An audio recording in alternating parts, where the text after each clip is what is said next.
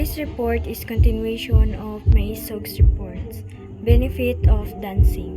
First is better coordination, agility, and flexibility. Means your body can move easily and quickly. Makabuhat kag actions nga dili ka masakitan like running, jumping, or bending. Improve balance and spatial awareness. Balance helps you stay steady and not fall when you stand or move. Spatial awareness means you understand where your body is in space, so you don't bump into things or sa lain nga people.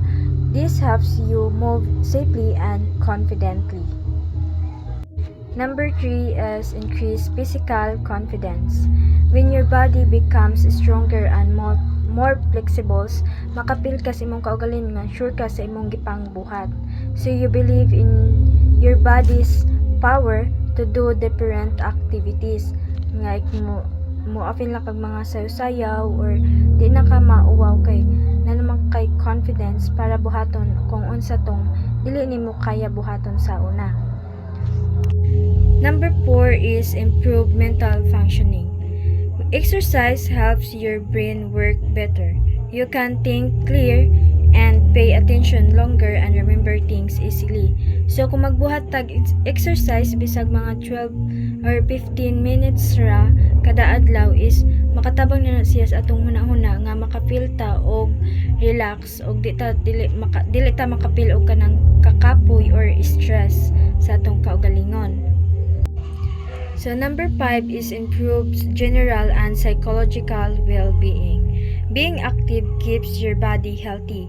It helps your heart, lungs, and muscles works well. So makatabang ni sa atong mga lawas kung magbuhatag mga exercise bisan kadali lang para dili ta maka-feel og stress or kanang kalmado ra atong panghuna-huna.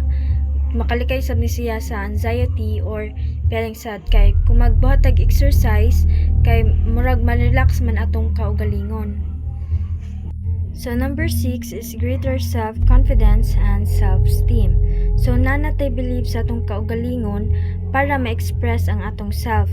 So this makes you like yourself more and makafeel ka og kanang happy sa imong kaugalingon kay na naman kay greater naman ang imong self-confidence.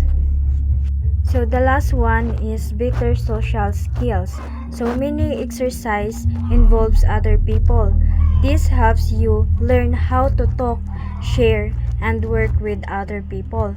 Like pag moapil kag mga sayo-sayo, di ba makamit man kag mga lain nga tao nga imong pwede nimo ma-friends or imong ma-share sa imong mga problema. So ma-improve gayud ang nasuna na gyud tay mga better social skills. Kay you can make new friends man pinaagi sa pagsayaw or mga mag-impil-impil kag mga dance troupe. So that's all. Thank you.